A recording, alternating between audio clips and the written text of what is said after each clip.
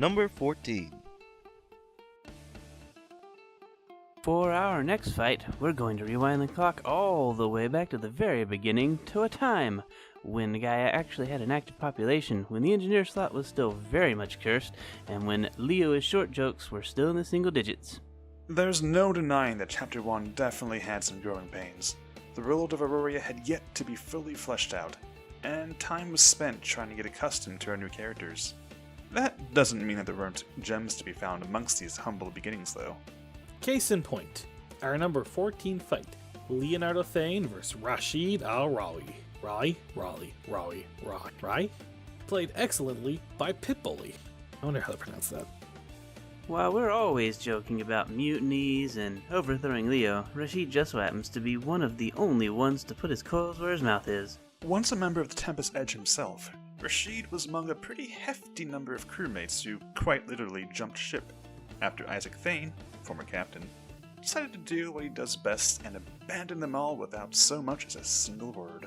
While most of the crew decide to go elsewhere, Rashid is a bit more of an opportunist. He sees the Tempest Edge, occupied by only a small smattering of crew, including, let's see here, a former assassin, utterly terrifying teen mom, a prodigal wizard with the power of Sunny D, and an absolute beast of a sharpshooter. Oh! And don't forget Toon. Who? Who? Were we talking about someone? Anyways, liking his chances and unfortunately very much unaware as the RP's starter villain, Rashid, alongside some like-minded friends, decide to stage a raid upon the Tempest Edge so that they can claim it as their own, all the while backed by a bunch of hired mercenaries. It just so happens that Rashid's raid happens to coincide with the arrival of the ship's newest captain, Leo Thane. Yay for nepotism! And the unpackaging of Kai Evans. With so many moving pieces in play, things quickly take a turn for the chaotic as the two factions go head-to-head. There were actually some pretty solid fights in this section. Heck, even one of Rashid's gang, the Ket, actually managed to make it pretty high in a character poll that we did a few months back. However, we're here to talk about the fight between Leonardo and Rashid, so let's get to it. There's definitely no ignoring the fact that, being a Chapter 1 fight, this duel is lacking in a bit of the polish that we've grown accustomed to. The RP was also moving much quicker at this time too, so things didn't get a chance to settle and reflect. At the same time, though, we feel like this fight deserves a spot on the list for a number of reasons. As far as memorability goes, it was one of the first big battles of the RP as a whole, acting as an almost prologue to the events to come. This fight also has some unintended symbolism. Kaya early on coins our heroes as the non-normal pirates, and it's quite fitting in my opinion. However, Rashid is the most classic pirate in the RP thus far, so having Leo's first opponent being a traditional pirate that he has to defeat is a nice way of showing the audience that Leo ain't your average pirate.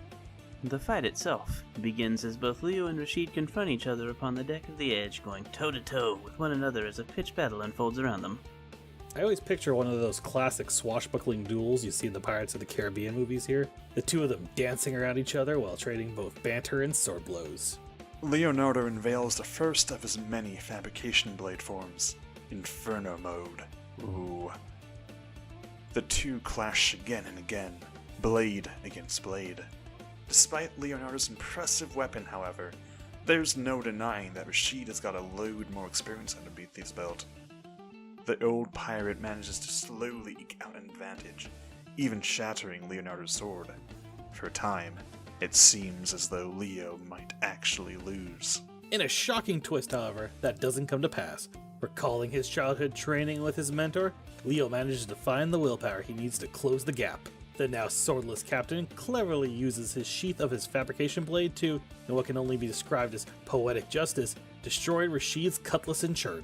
While at the same time, Leto sends down one of his bird familiars to clonk the mutineer right in the noggin. Cause why not twist the knife just a little bit more? Having taken both Bomb and Bird to the face, Leo takes advantage of Rashid's stunned state to body slam him right over the railing. The two slam into the docks below, but both are quick to rise despite their injuries. They prepare to face off once more. Or not? Before the two can continue their throwdown, a horde of enforcers, the aptly named law enforcement of Port Loon, come storming in. Having been warned of the fight by Velnai, they're quick to arrest Rashid and his friends for being the instigators. With Rashid's crew either arrested, dead, or otherwise MIA, both Leo and his crew are able to enjoy respite. Overall, we feel like this fight helps set the scene for what's to come. It gives Leo a chance to prove himself as captain material to the rest of the crew. Not to mention, as we've already said, it's a nice showcase of innovation versus tradition. However, this fight does have a few issues. The writing, even on my end, could have been more coherent, and there is no personal connection between Rashid and Leo.